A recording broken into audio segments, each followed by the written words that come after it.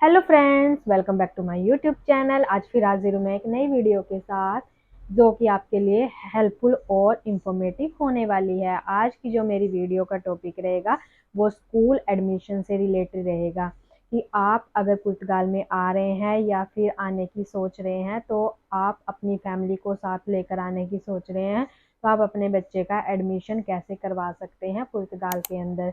तो इसका क्या प्रोसीजर होता है, क्या क्या डॉक्यूमेंट्स आपको अपने बच्चे के चाहिए होते हैं आपकी आपकी होम कंट्री से, और कौन कौन से डॉक्यूमेंट्स आपको पुर्तगाल में चाहिए होते हैं, और क्या प्रोसीजर एडमिशन स्कूल का होता है, कौन से स्कूल में आपको अपने बच्चे का एडमिशन करवाना है। ठीक है, तो इन सारी चीज़ों के बारे में आज हम बात करेंगे।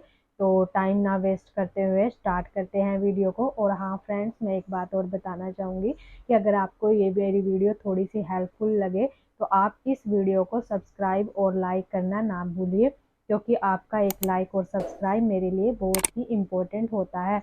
इससे मुझे बहुत ही ज़्यादा मोटिवेशन मिलता है और मैं नई नई वीडियोस आपके साथ शेयर कर पाती हूँ। तो शुरू करते हैं फ्रेंड्स वीडियो।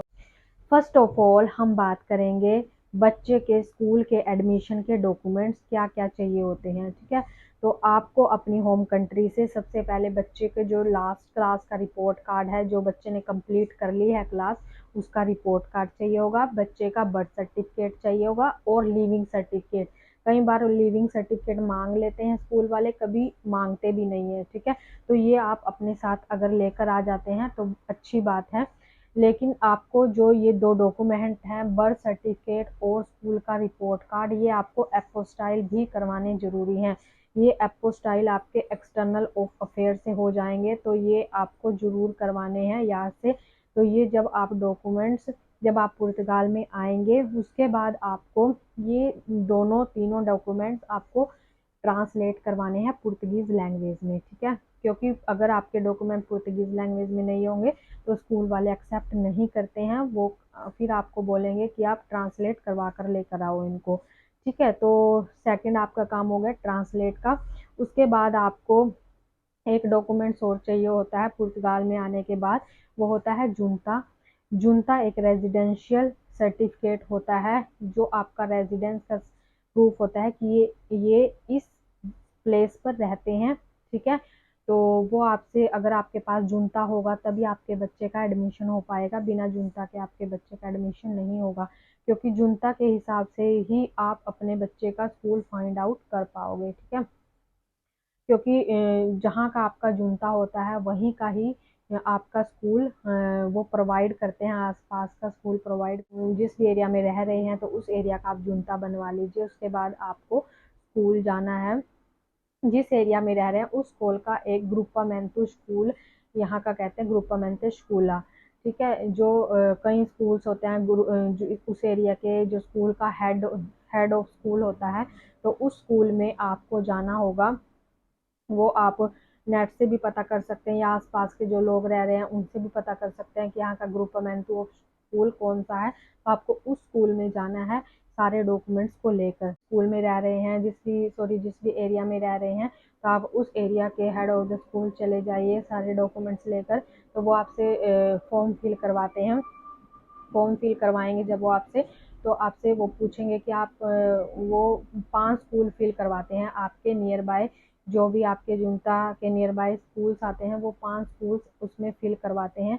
तो वो 5 स्कूल आपको उसमें फिल करने होते हैं। अगर आप यहाँ पर नए हैं, आप नहीं जानते, तो आप उनको बोल सकते हैं कि हम यहाँ पर नए हैं, हम यहाँ के बारे में नहीं जानते, तो आपको जो भी सुटेबल लगे तो आप वो फिल आउट कर सकते हैं इसमें। ठीक है, तो वो अपनी मर्जी से उसमें फिल आउट कर देते हैं 5 स्कूल्स। ठीक है, तो उन्हीं 5 स्कूल जो वो फिल करते हैं, उन्हीं 5 स्कूल्स में से ही आपके बच्चे को एक स्कूल दिया जाता है। वो फर्स्ट स्कूल भी हो सकता है, सेकंड भी हो सकता है, थर्ड भी हो सकता है, कोई भी स्कूल हो सकता है। ठीक है, अगर फर्स्ट स्कूल में जो फर्स्ट नंबर पे फिल हुआ है, अगर उसमें वैकेंसी नहीं होती तो सेकंड में हो जाता है, सेकंड में नहीं होती तो थर्ड में मिल जाता है। ठीक है, तो बच्चे को स्कूल जरूर मिलता है, लेकिन इसमें थोड़ा टाइम भी लग जाता है। ये एरिया टू एरिया डिपेंड करता है। अगर जैसे आप इधर लिबिया साइड चले जाएं, तो आपका बच्चे का एडमिशन जल्दी भी हो सकता है। अगर आप लिस्बन के अंदर रह रहे हैं तो यहाँ पर थोड़ा जो है पब्लिक ज़्यादा रहती है, बाहर से इमिग्रेंट्स ज़्यादा आते हैं, तो बच्चों का एडमिशन होने में थोड़ा टाइम लग जाता है, 1 मंथ भी लग जाता है, 2 मंथ भी, ज़्यादा भी लग सकते हैं। तो मेरी गुड़िया का एडमिशन होने में 2 मंथ हमने वेट किया था आफ्टर सबमिशन द फॉर्म। तो 2 महीने के बाद ही हमारे पास कॉल आई थी कि आपके बच्चे का एडमिशन सिलेक्शन हो चुका है। ठीक है, तो जब भी आपके पास जब भी कोई वैकेंसी होगी जो इस भी स्कूल का आपने फिल किया है, तो उसके बाद आपके पास जो उसका जो है मैसेज आ जाता है या फिर फ़ोन आ जाता है या ईमेल करते हैं वो कि आपके बच्चे का सिलेक्शन हो चुका है। उसके बाद जिस भी स्कूल में आपके बच्चे का सिलेक्शन हुआ है, आपको उस स्कूल में जाना है सारे डॉक्यूमेंट्स लेकर। तो वो स्कूल वाले के पास भी नोटिफिकेशन आ जाती है कि इस बच्चे का जो है यहाँ पर एडमिशन हुआ है। तो उनकी जो भी फॉर्मेलिटीज़ होती हैं वो वहाँ पर फिल आउट करवा लेते हैं आपसे। और बाकी मील्स का वो पूछते हैं कि आपका बच्चा क्या खाना पसंद करता है। जैसे यहाँ पर चिकन मीट वगैरह ये ज़्यादा खाते हैं, तो वो पूछते हैं कि चिकन वगैरह खा लेता है नहीं खाता है।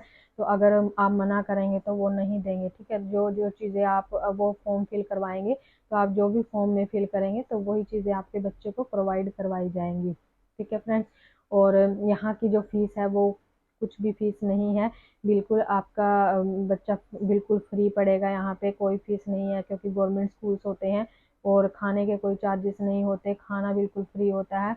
अगर आप अपने बच्चे को अपने घर से देना चाहते हैं तो वो भी आप दे सकते हैं। वैसे यहाँ पर जो है हेल्दी फूड्स प्रोवाइड किए जाते हैं, लंच स्कूल से ही प्रोवाइड कराया जाता है। ठीक है, और ट्रांसपोर्ट सिस्टम की अगर बात करें तो ट्रांसपोर्ट सिस्टम यहाँ पर नहीं है स्कूल्स में, क्योंकि स्कूल्स नियर बाय हाउस ही दिए जाते हैं। दूर अगर कोई थोड़ी बहुत दूर होता है तो बाय सर्विसेज बस सर्विसेज आप अपने बच्चों को लेकर आ जा सकते हैं।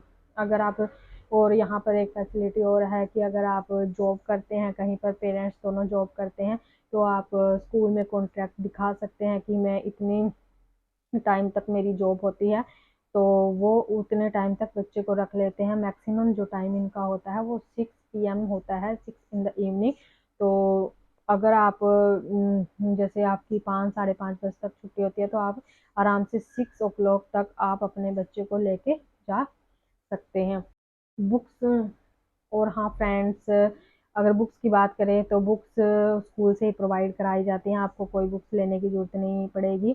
और जो नेसेसरी चीज़ें होती हैं जैसे बच्चे की पर्सनल चीज़ें होती हैं, जैसे ज्योमेट्री बॉक्स हो गया, बॉटल्स हो गई और टिफ़िन बॉक्स हो गया, या और जैसे पेंसिल वगैरह होगी, तो वो बच्चे को खुद ही लेकर जानी होती हैं। तो ये सारी चीज़ें बाकी की जो बुक्स वगैरह होती हैं वो बच्चों को स्कूल से प्रोवाइड कराई जाती हैं और लास्ट के एंड में उनसे वो रिटर्न करवा लेते हैं। और हाँ फ्रेंड्स, एक बात और बताना चाहूँगी पुर्तगीज़ लैंग्वेज से रिलेटेड, कि अब आपके मन में ये आ रहा होगा कि आपका बच्चा तो पुर्तगाल में नया है, वो पुर्तगीज़ लैंग्वेज कैसे समझेगा, कैसे बोलेगा। तो अगर आपका बच्चा नया है, अगर उसे बिल्कुल भी नहीं आती है, तो स्कूल में ये फैसिलिटी है, वो बच्चों को अलग से पुर्तगीज़ लैंग्वेज भी सिखाते हैं उनको। ठीक है, प्रॉपर उनको गाइड करते हैं।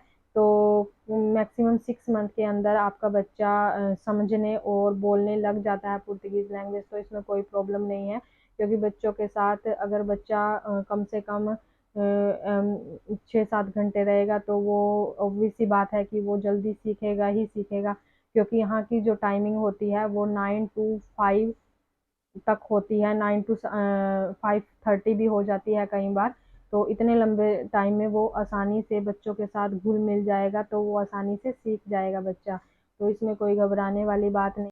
तो आज की वीडियो इतनी ही थी। अगर आपको ये वीडियो हेल्पफुल लगी हो तो आप इस वीडियो को लाइक एंड सब्सक्राइब करना ना भूलें। और अगर कोई इसमें टॉपिक छूट गया, अगर आप कोई कुछ और क्वेरी लेना चाहते हैं स्कूल से रिलेटेड, तो आप कमेंट बॉक्स में कमेंट कर सकते हैं। तो मिलते हैं फ्रेंड्स नेक्स्ट वीडियो में, बाय बाय।